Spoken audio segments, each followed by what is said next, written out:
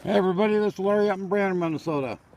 Well, what we got here is the remnants from last year's underground hybrid rain gutter growth system where we used the 4-inch sewer pipe. I got a lot of work to do.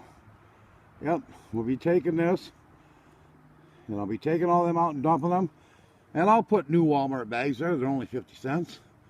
But last year, wow, take a look.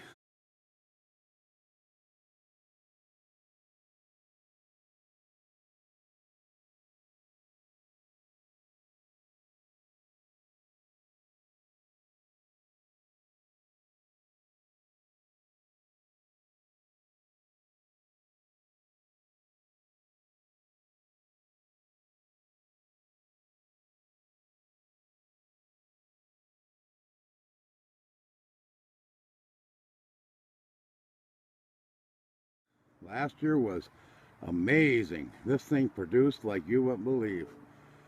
So we got a bunch. So I got my work cut out for me. So I'll be back when I start getting her planted in the next few days, get things ready. But this is last year.